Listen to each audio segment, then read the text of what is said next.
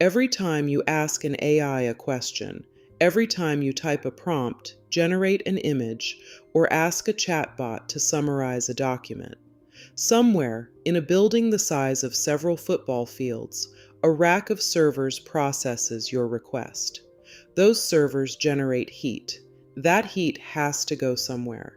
So cooling systems run continuously, pumping water, running fans, cycling refrigerant. The electricity bill for that transaction is real. The water consumed is real. And the cost does not show up on the AI company's invoice to you. It shows up on your utility bill. Tonight on Words with Wentz, part one of a two-part series, we are going to document what AI data centers actually consume. Not estimates, not projections from industry press releases. The numbers from the Lawrence Berkeley National Laboratory, the International Energy Agency, and the utility market data that is already showing up in residential electric bills across the country. U.S. data centers consumed approximately 4.4% of all national electricity in 2023. The Lawrence Berkeley National Laboratory projects that number could reach 12% by 2028. If you watched episodes 34 and 35 of this series on heavy water and nuclear energy, you already know something about the fuel cycle that makes electricity. Tonight, we are going to talk about what is consuming it and at what scale. Part 2 covers who profits and who pays the bill. Let's start with the facts. The International Energy Agency's 2025 Energy and AI report projected that global data center electricity consumption would grow from approximately 415 terawatt hours in 2024 to roughly 945 terawatt hours by 2030. To put that in perspective, 945 terawatt hours is roughly equivalent to the entire annual electricity consumption of Japan. In the United States, the Lawrence Berkeley National Laboratory projects data center demand growing from 176 terawatt hours in 2023 to between 325 and 580 terawatt hours by 2028. That upper bound would represent about 12% of total U.S. electricity consumption. The geographic concentration tells its own story. Data centers consumed approximately 26% of all electricity generated in Virginia in 2023. Not 26% of some subset, 26% of the entire state's electricity supply. North Dakota was at 15%, Nebraska at 12%, Iowa and Oregon at 11% each. Ireland, a sovereign nation, was at 21% of national electricity demand going to data centers. A January 2026 report by Bloom Energy projected that U.S. data centers' combined energy demand would nearly double between 2025 and 2028, from 80 to 150 gigawatts, like adding a country with the energy needs of Spain in just 3 years. The grid was not built for this, and the gap between what the grid can deliver and what data centers demand is already showing up in places you can measure. Electricity is only half the resource story. Data centers also consume enormous quantities of water, and that consumption is less visible, less regulated, and growing faster than the public debate about AI energy use has acknowledged. U.S. data centers directly consumed 21.2 billion liters of water in 2014. By 2023, that figure had grown to 66 billion liters. Research has documented that training the GPT-3 language model in Microsoft's U.S. data centers directly evaporated approximately 700,000 liters of clean fresh water.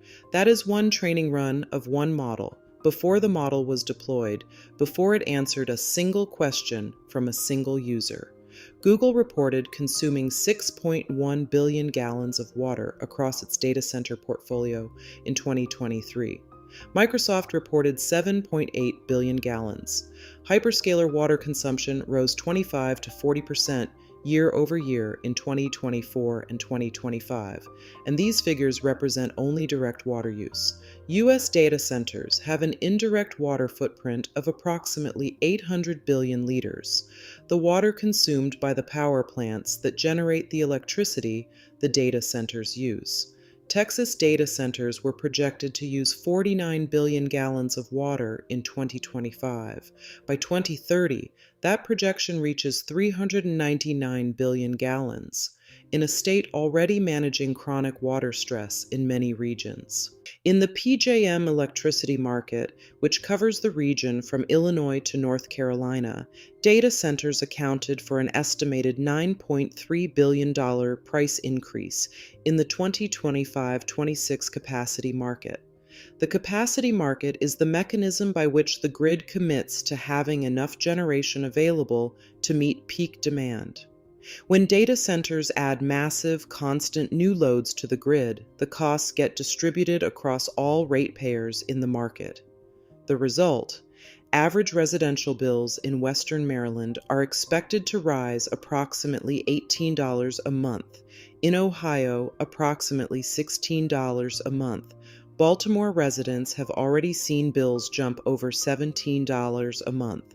Consumer Reports quoted a critic of the data center expansion who put the dynamic plainly: ordinary people are going to end up subsidizing the wealthiest industry in the world. The companies building AI data centers include some of the highest valued enterprises in human history. The customers paying for the grid upgrades those companies require include households in Maryland and Ohio who did not ask for a data center in their service territory and did not receive any of the economic benefit. Some states have moved to put ratepayer protections in place. Most have not. In most states, the answer currently is the existing ratepayers pay. That is the Part 1 picture: the facts, the consumption, the bill. In episode 39, we follow the money to 3 Mile Island, to the nuclear deals being signed right now, and to the question of who profits when the wealthiest companies in the world decide they need their own power plants. The PBS NewsHour reported in June 2026 that if data centers were a country, they would rank 6th highest in global power consumption by 2030. 6th, behind the United States, China, India, Russia, and Japan, and ahead of Germany, Canada, South Korea, and France. That is the infrastructure we are building at the speed we are building it to power artificial intelligence. The grid was not designed for this. The water systems in drought-stressed regions were not designed for this. The regulatory frameworks that govern who pays for utility upgrades were not designed with the assumption that a handful of private companies would need the equivalent of a medium-sized country's worth of electricity within a decade. I am not arguing that AI should not exist. I am documenting what it costs in electricity, in water, and in the utility bills of people who did not choose to host a data center in their service territory and did not have a say in who pays for the grid capacity it requires. Those are documented facts. In episode 39, we go harder. We follow the money to 3 Mile Island, to the nuclear deals, and to the question the documents raise but that no press release answers.